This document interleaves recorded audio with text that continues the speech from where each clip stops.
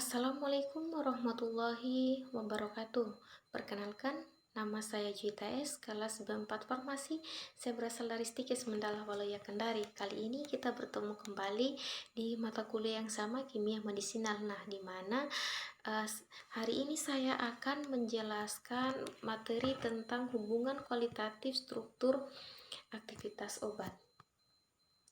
Nah, di mana aktivitas obat. Nah, aktivitas obat, aktivitas senyawa bioaktif disebabkan antara molekul obat dengan bagian molekul dari objek biologis, yaitu reseptor spesifik. Nah, selanjutnya kedua, senyawa bioaktif harus mempunyai struktur sterik dan distribusi muatan yang spesifik pula.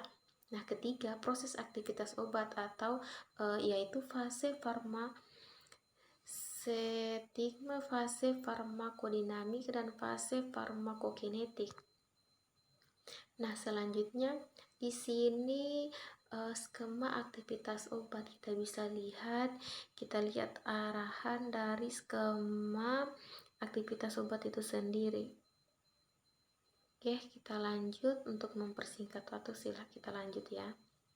Nah, kemudian aktivitas pada fase farmakokinetik.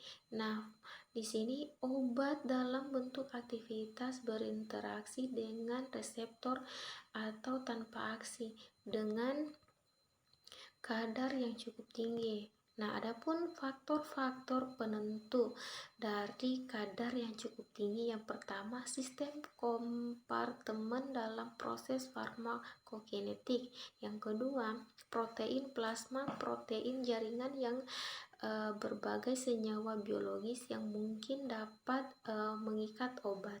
Nah, ketiga, distribusi obat dalam berbagai sistem kompartemen biologis, terutama hubungan waktu dan kadar obat dalam berbagai sistem tersebut yang sangat menentukan kinetik obat. Nah, yang keempat, kemudian dosis dan sediaan obat, transport antara kompartemen seperti proses absorpsi, bioaktivitasi, biodegradasi, dan ekskresi yang menentukan lama obat dalam tubuh. Nah, kemudian aktivitas yang terjadi pada proses farmakokinetik lingkungan. Nah, kita lihat sini poin dari bahan yang bersifat toksik terhadap manusia dan makhluk hidup lain termaksud dalam rancangan obat agar diperoleh senyawa yang masih tetap efektif terhadap sasaran, aman dan tidak toksis bagi lingkungan. Nah, studi farmakokinetik lingkungan meliputi yang pertama, ekosistem, polutan, dan senyawa anorganik. Nah, kemudian di sini ada aktivitas oleh induksi dari efek. Nah, adapun kekuatan respons biologis obat tergantung pada yang pertama, jumlah tempat reseptor yang diduduki. Kedua, rata-rata lama pendudukan yang tergantung pada kecepatan disosiasi kompleks obat reseptor. Yang ketiga, kemampuan dan kepastian dan kapasitas molekul obat untuk menginduksi rangsangan perubahan untuk konfirmasi biopolimer sebagai pemicu rangsangan timbulnya respons biologis. Nah, adapun hubungan struktur aktivitas. Nah, di sini hubungan struktur aktivitas menurut peneliti yang pertama, aktivitas obat berhubungan dengan sifat kimia fisika obat dan merupakan fungsi dari struktur molekul obat. Nah, kedua, hubungan struktur dan aktivitas biologis yang tidak baik dapat disebabkan oleh kurang baiknya metode penelitian yang digunakan. Nah, kemudian adapun faktor yang kurang mendukung hubungan struktur aktivitas. Yang pertama yaitu perbedaan keadaan pengukuran parameter kimia fisika dan aktif biologis. Nah, kedua, senyawa yang digunakan ternyata bentuk praobat. Yang ketiga, aktivitas obat dipengaruhi banyak keadaan in vivo. Yang keempat, senyawa mempunyai pusat atom asimetri. Nah, selanjutnya, senyawa mempunyai aktivitas biologis yang mirip dengan senyawa lain tetapi berbeda mekanismenya. Kemudian, pengaruh bentuk sediaan terhadap aktivitas. Selanjutnya, obat bersifat multipipten. Kemudian obat bersifat multipipten, kemudian perbedaan spesies. Wow. Nah, adapun faktor yang mendukung hubungan struktur aktivitas. Yang pertama, hubungan struktur aktivitas empiris yang bersifat insidental.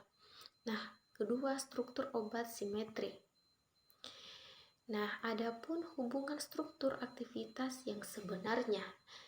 Yang pertama, aktivitas biologis merupakan refleksi sifat kimia, sifat dari senyawa bioaktif, sehingga hubungan struktur aktivitas seharusnya ada hukum tertentu. Nah, kemudian senyawa-senyawa dengan aktif biologis sama pada umumnya bekerja pada reseptor yang sama dan sesuai dengan reseptor, sehingga senyawa-senyawa tersebut mempunyai struktur kimia berhubungan.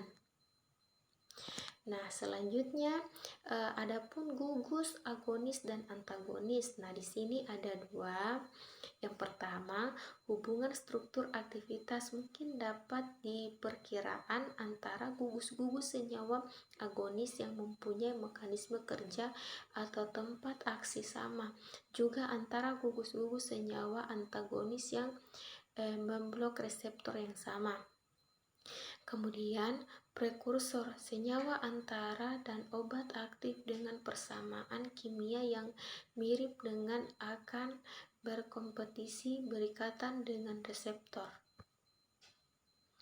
Nah, adapun hubungan sifat kimia fisika dan aktivitas.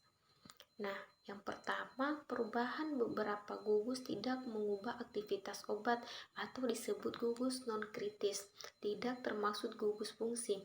Nah, kedua, besarnya gugus dan sifat non-polar mempengaruhi potensi obat sebab meningkatkan lipofitas, kemampuan membentuk ikatan